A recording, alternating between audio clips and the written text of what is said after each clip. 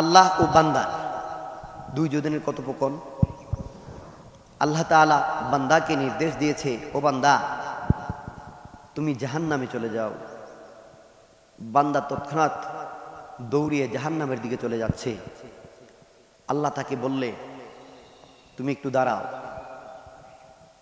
আল্লাহ তাকে প্রশ্ন করলে, তুমি কি জাহান্নাম চেনো, জানো?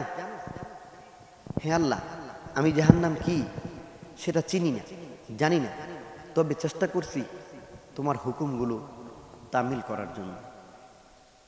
দুনিয়ায় যতটুকুন হায়াত দিয়েছে, সেই হায়াতের মধ্যে আমি একটিবারও তোমার কথা মানি নাই, অনুসরণ করি নাই। তোমার হুকুমগুলো ছেড়ে দিয়েছি, একটা হুকুমও পালন করি নাই। আমার মতো নালায়েক নাফরমান আর কি হতে পারে? সর্বশেষ এই হাসরের ময়দানে আমি তোমার গোলাম, তুমি আমার মুনি। তুমি আমাকে হুকুম করেছ যেন আমি জাহান্নামে যাই। আল্লাহ গো, আমি দুনিয়ায় বেঁচে থেকে যতটুকু ভুল করেছি, একটা হুকুমও তোমার পালন করি নাই। আজকের আমার এই শেষ সিদ্ধান্ত, তোমার হুকুম জাহান্নামে যাওয়ার এই আদেশটাকে অবমাননা করতে চাইনি। তাই জাহান্নাম ভালো হোক আর মন্দ হোক সেটা ভাবিনি, তোমার হুকুমটা তামিল করার জন্য দৌড়ে চলে যাচ্ছি। এবার আমি হইলাম তোমার বান্দা, তুমি আমার মুনি, তুমি আমার প্রভু।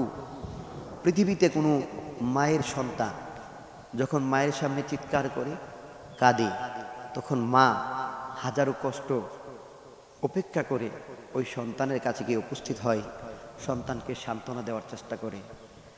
ওই মা দুঃখিনী তার সন্তানের মায়ায় নিজের জীবন বিসর্জন দিতে প্রস্তুত থাকে। আমি শুনেছি ওই মায়ের চেয়ে হাজারো গুণ মায়া আমি বান্দার জন্য তুমি মাওলা। এবার আমি বান্দার উচিত, যদি তুমি মাওলা আমাকে খুশি হয়ে জাহান্নাম দিয়ে দাও, আর সেই জাহান্নামে আমি বান্দাও খুশি হয়ে যেতে রাজি। কারণ তুমি আমার মুনিব। আমি জানি মায়ের চেতে হাজার গুণ মায়া তোমার কাছে বেশি। আমি যদি জাহান্নামে পড়ি তাহলে মাওলা তোমারও ভালো লাগবে না।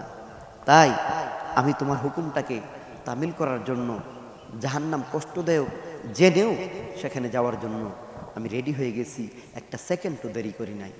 আল্লাহ বলতেছি, ও বান্দা, তোমার এই কথাগুলো আমি মাওলার কাছে পছন্দ হয়েছে।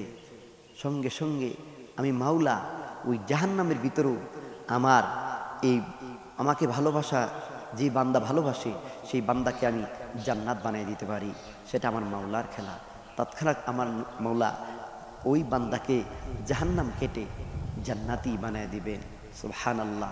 আসুন না ভাই, আমরা এখনো সময় আছে, আমার আল্লাহকে ভালোবাসি, আল্লাহর হুকুমগুলো তামিল করি, আল্লাহর প্রত্যেকটা হুকুম নির্দ্বিধায় পালন করার চেষ্টা করি। তাহলে দেখবেন আল্লাহ আপনার আমার প্রতি রাজি আর খুশি হয়ে যাবে। আর আল্লাহ কখনো বান্দাকে খুশি হয়ে জাহান্নাম দেবে না। আমাদের ভিতরে সেই বিশ্বাসটুকু রাখা দরকার।